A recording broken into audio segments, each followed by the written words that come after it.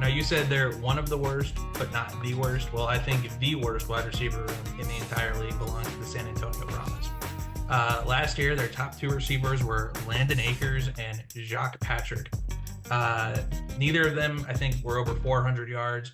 Neither of them were particularly great. And on top of that all, they lost Jacques Patrick, and they didn't really do anything to replace him. They do have their number 3 receiver from last year, Elise Mack, still on the team, but he wasn't really the most impactful player in the world.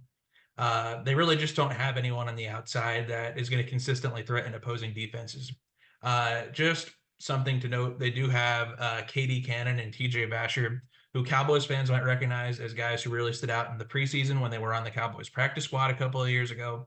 They didn't really get a lot of opportunity last year, but they're definitely guys who have potential and possibly could see more work in the Brahmas rotation this year. Not that they lost Patrick, and the two guys at the top of the depth chart aren't necessarily superstars either. So I wouldn't be surprised if you saw a little bit more of KD Cannon and TJ Vasher in the Brahmas rotation this year.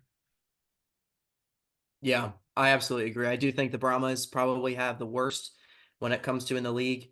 It's going to be interesting to see if some of these players step it up and, even though they have been just mediocre to okay receivers, just shrug your shoulders, guys.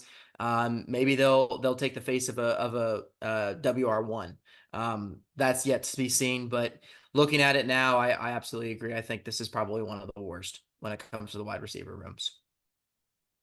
Thank you for joining us on the Redzone Rodeo podcast. If you like football and you like having fun, come on down and subscribe and check out our channel for more videos like this one. No ifs, ands, or buts. This is the best place for your football news.